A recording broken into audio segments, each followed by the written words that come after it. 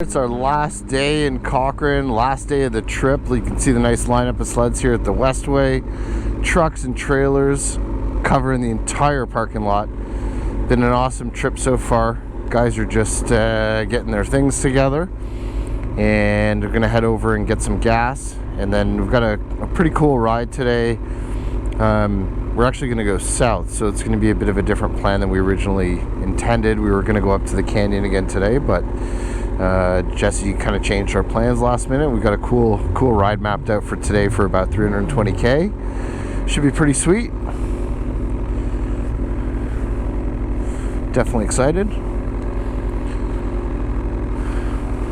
There he is, Kostia. Almost. It's hot.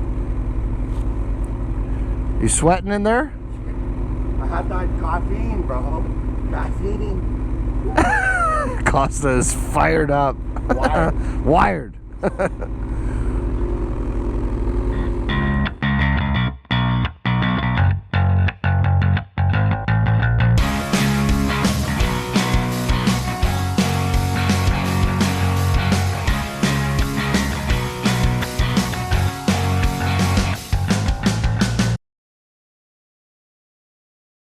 We're just pulling out of the Westway to head out today. Our original plan, as we spoke about in previous videos, was to do the canyon today, but I took a quick look at the ITG and it's closed, so I have a lot to say about that. There's active logging right now on the A103. The Polar Bear Riders is working really hard for a reroute on that trail so that they can get around the logging, but right now the trail is closed and people are still going up because it's being promoted to go up even though the trail is closed. We're not going to do that. We're heading south. There was a close call with a logging truck yesterday on the A103, even though the trail is closed. Tons of sleds are going through it, and it's unacceptable. You really shouldn't be riding closed trail. It's a hazard, and you can hurt yourself. And there's already been someone that's been killed by a logging truck a couple years ago up here. Don't be the second person. Anyway, so that's my rant about riding on closed trails. So right now, we're going to take the L109 around, take a quick stop at Gord's Corner, and then we are heading down the A Trail. We're going to head into Iroquois Falls, then go down to Rollys restaurant in Ramore. L109, freshly groomed last night by our groomer operator Adam. So yeah, we're going to head down into Ramore for lunch, turn around, and on the way back we're going to stop at the Zeverly Rapids Bridge on the L103, which I groomed the other night, and then back to Cochrane. So about 320 kilometer ride. Me and Mike did the canyon a couple days ago when we got here. We recorded parts of it, I think, but I don't think we're making a full video on it. You guys have seen it. I'll link the video here of our canyon ride. One of our favorite trails up here. But the reality is right now, trail's closed, so we're not riding it. This is the L109 that runs around town. This is actually the first trail they took me on to train me as an operator, and it's one of the more difficult trails just because there's so many road crossings. But the good part about that is by the time I finished grooming this trail, in terms of road crossings, I was getting more comfortable about lifting the front of the drag and dumping out the snow, and then lifting up the wheels in time for the road crossing so you don't dump snow on the road and you're not dragging the drag across the road without the wheels down. So that took me a little bit, but once I got that down pat after I finished grooming this section.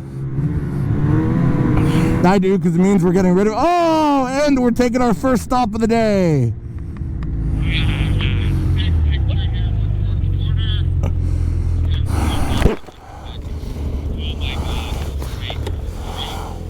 And there's the signs on the other side.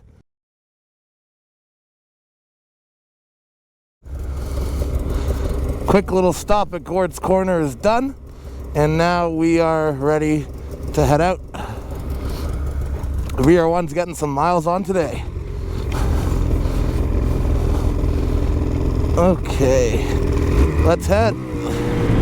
And there's the other Gord's Corner sign. Because that's the real direction of Gord's Corner.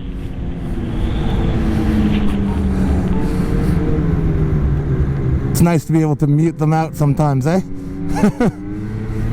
Yeah, so this is just a trail that goes around the north end of Cochrane. It's not the Genier Loop, it's like the one like right around town.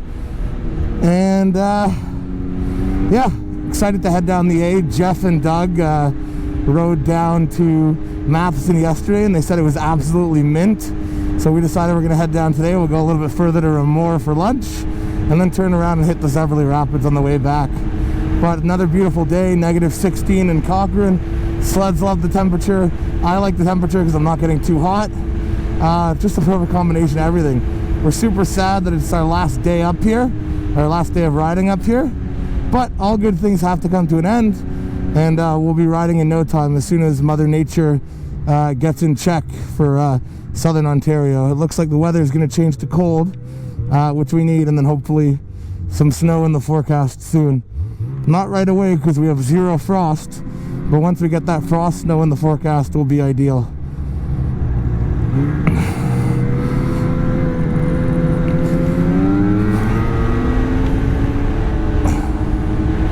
This XRS has just about to hit 2,000 kilometers on it. I'm ready to sell it. Who wants it? The sled's mint. I'm just joking.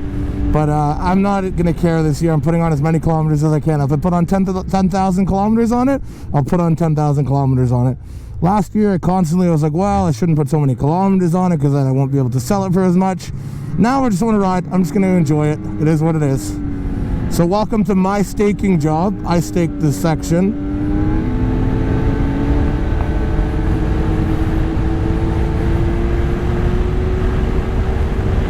Super nice. Because I said to Kenny, this section wasn't staked before, and I said to him, like, if there's like a blowing wind and snow gets blown over here, no one's going to see the trail. That's why I staked it up. I think I did an okay job. Haven't called Rollys. I might call them in a bit and see if they're available. Right now I'm heading south, so let's make sure everyone sees me.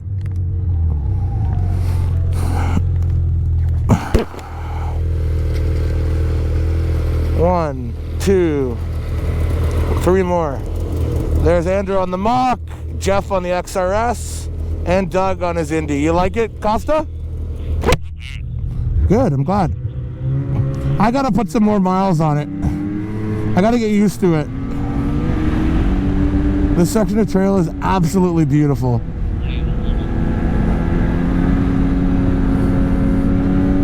And over the train tracks to the A-Trail. I said it even before I even saw the train track sign. Mike, we've spent too much time up here. No, you look good. I groomed this trail with Adam 3 nights ago. No, sorry. Yeah, 3 nights ago. I groomed this with Adam. He groomed down, and then I groomed all the way back. And for three solid days of traffic up here, there's a few stutters, but it's pretty good. And I attribute that to not my skill in grooming, definitely not, but for sure that it was negative like 30 when we groomed the trail, so it's set up like concrete. So yesterday we did a lot of playing and tinkering with our front track shocks on both mine and Mike's XRS 850s and the Mach. We got them to handle really good. Now my XRS is biting nicely in the corners, but it's not lifting the ski, which is what happened. Basically, how I started off was I tightened my front track shock about 15 turns to lighten up my ski pressure so it was lighter steering, and it worked good. But then when I put the 6-inch carbides on instead of the 4-inch stock, with the same tightness of the spring, I felt that the Bergstroms were digging in too much, the 6 inches, the 6 inches, and they were lifting my ski. So I dialed up that front track shock even more, tightened a little more, lightened it up. So now it's at 20 turns, and it's a perfect combination. I also stiffened up my front and rear track shock compression. I put it up to 15 clicks, and the front skis to also 15.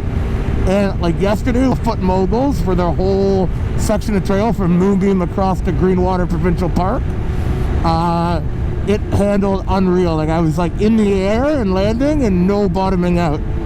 Mike's XRS is still set up a little more plush, so it bottoms out when you go on the big ones. But through regular trail chatter, it's an absolute weapon. Like look at this, not lifting a ski at all.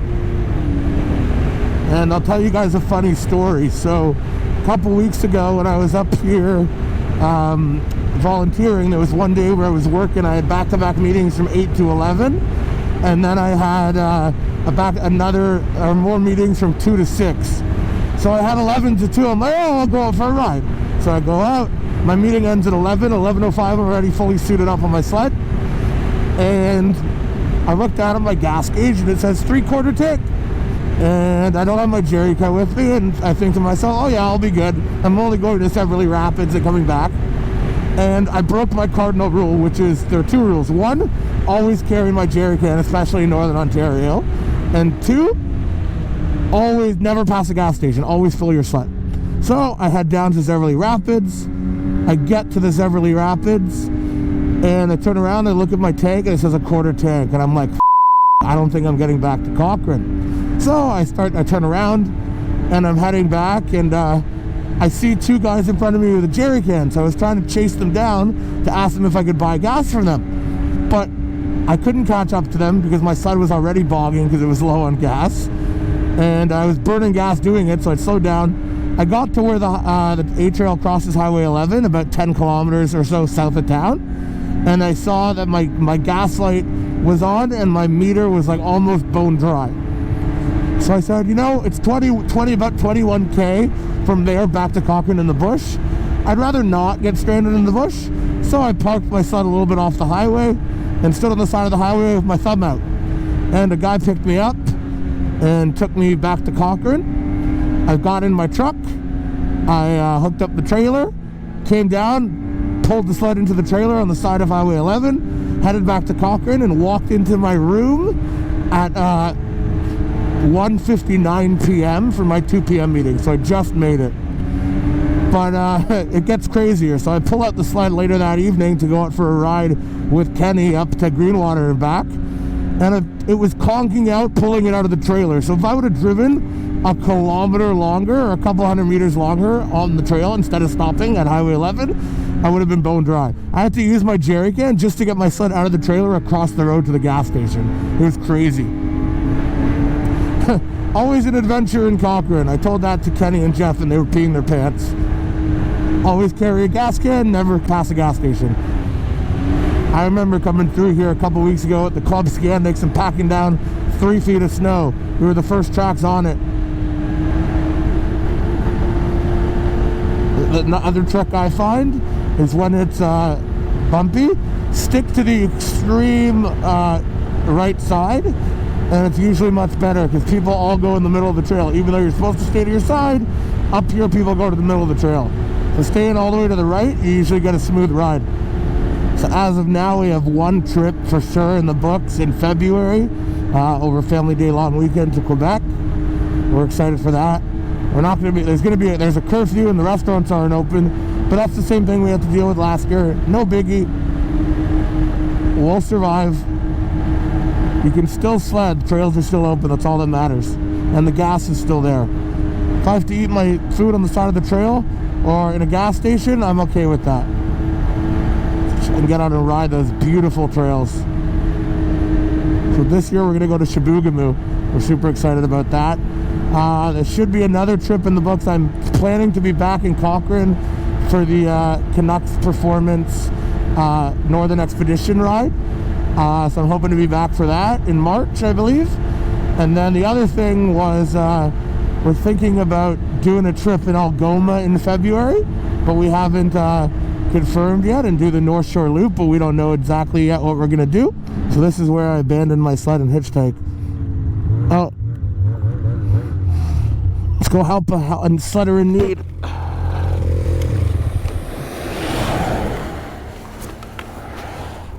How's it going? My husband will come back. That's okay. That's okay. Okay, well, I'm not going to get on it, so if you guys want to do it, you can. Yeah, that's fine.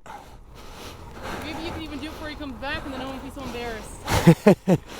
I was just coming too quick, and then... Team Vincent Motorsports. Yeah. That's his dealer. An air? We're an air.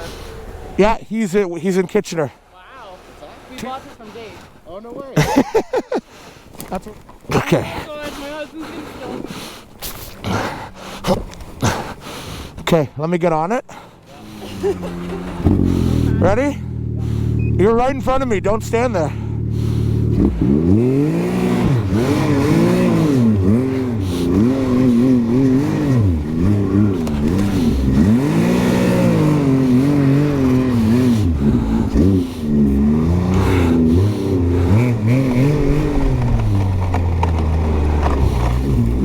rescue operations in progress.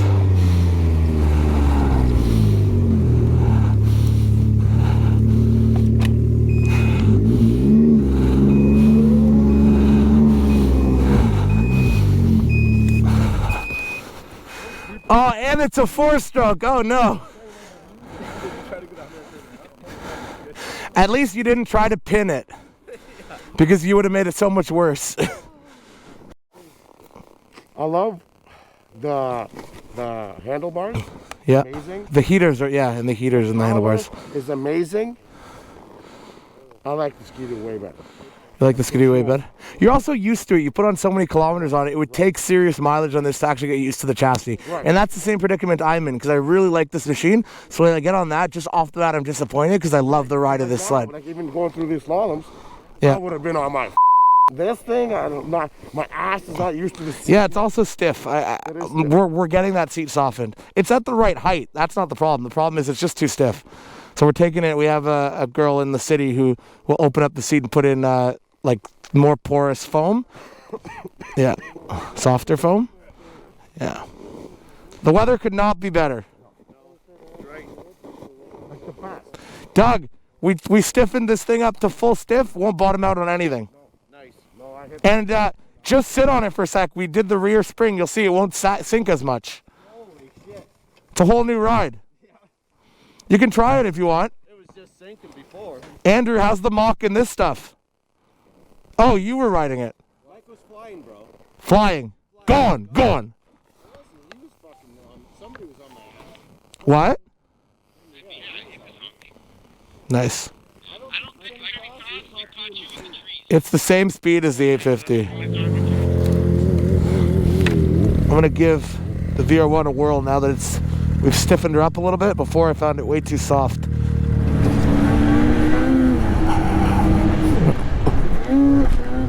Slow the out.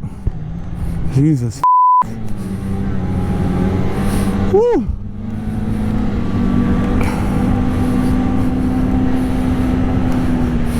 That was almost a junk. Yeah, I'm fine. That was almost a junked VR1. Trail is mint, and I'm really liking this VR1. One thing I noticed, and I mentioned it before, is it just has more pull off the start. I like it. I like it a lot. I just can't stand the seat. That's the one thing. I gotta get a softer seat, and then I'll be happy. I honestly think this 850 is faster than the Mach, because the Mach was maybe a couple kilometers an hour faster than the 850. Skidoo, both broken in. I think this 850 is quicker, because the 850 Polaris pulls past the 850 Skidoo every time. At least in what we've seen, and we've done a lot of testing. 850 engine is just, 850 Patriot from Polaris is just a stronger pull. Both excellent engines. Polaris is a little more linear, Skidoo's a little more jumpy down low. The gauge on this machine is just absolutely amazing. I feel like I'm in a luxury SUV, and it can corner well. I'm just not confident on it yet to take the corners hard. But for being stock carbides right now, and I haven't touched the front track spring, it's pretty impressive. The Skidoo definitely does not come out of the box like this, and it takes a lot of trial and error to get the front suspension set up nicely. And the handling.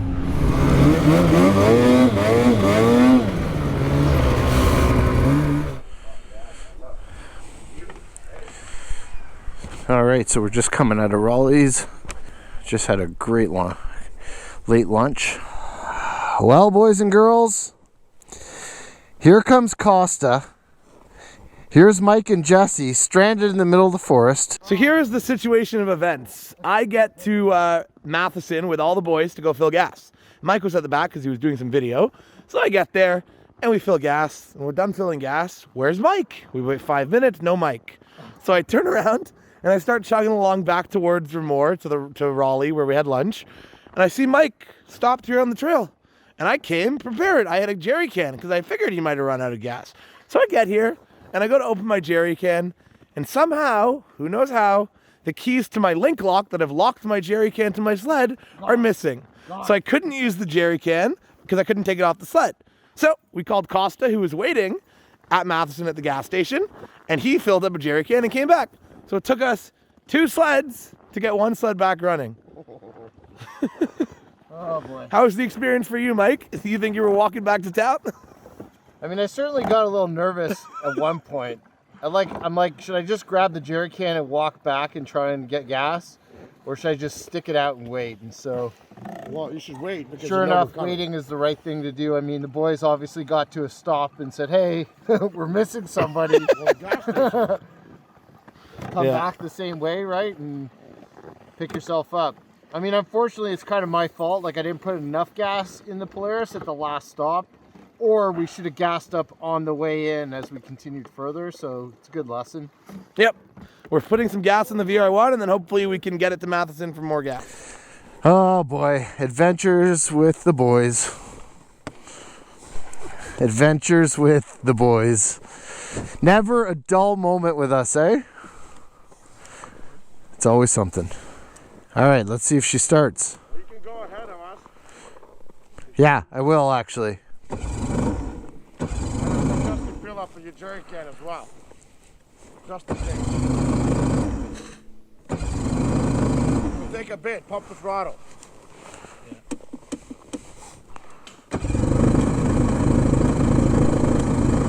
Okay, maybe there is an issue with Do it. it right now. Sledaddicz! Are you kidding me? A few moments later. There we go. There we go. Holy f***. All right, I'm ready to go home. Holy Whoa, shit. hey, what the Okay. Right off the back. What do you mean? You only moved 8 inches. Oh my goodness. We got it running! All right, we're good. Let's go. Imagine, got it running, and then this thing, Is this all recording? Yeah. Oh boy. this thing takes out this thing. And Imagine this would have smashed into mine. All right. I'm back on the trail, boys and girls. What an adventure this has been. Like I say, it's always something with us. But that makes for good stories and lots of fun, so. Oh my goodness. So funny. But, you know, these are the stories and kind of the times, the memories you make that you remember, right? That's what it's all about. Just great handling. I love it. You know, do I like it as much as the Do XRS? Nope, I don't. I definitely don't, but Polaris, this is, like I said before, this is the best Polaris I've ever ridden. And they've definitely done an amazing job with this sled. Tons of fun. It's just feels so small and compact and like flickable. Boom, just pound it through the stutters. It's great. Your knees, guys, if you don't have pads on this sled, you're screwed. You need to have pads. I mean, we run them regardless, even on our dues, but more so on the Polaris, you definitely need shin pads. So we've got the sled tread pads on all of our sleds, and they're awesome. Give them a try. Big, thick foam, super soft. Really nice on the knees.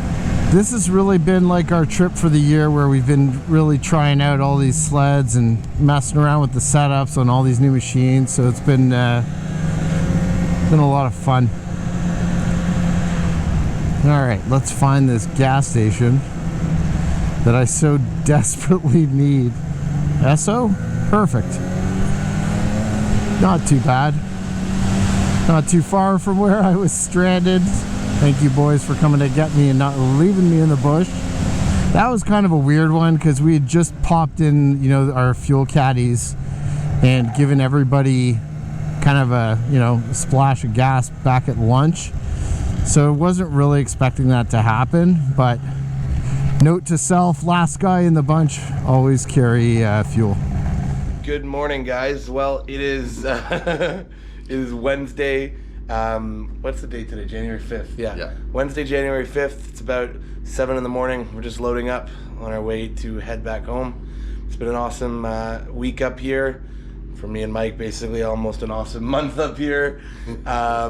We're sad that we're going home, but unfortunately, reality has to come back at some point. So It's time to get to work so we can afford to pay for this house. yes, exactly. It's time to get to work, but we'll be sledding soon. So hope you guys enjoyed this series while we were up here. Cochrane's one of our favorite places. If you get a chance, definitely come by, check it out. Stay at the Westway, eat at JR's. You won't have a bad time, I promise. You'll love it up here. Thanks for watching, guys, and we'll see you soon. If you liked that video, be sure to hit the like button and subscribe to the Sledaddicz YouTube channel, where we release content on everything snowmobiles. Also, hit that bell icon so you can be updated every time we release new videos.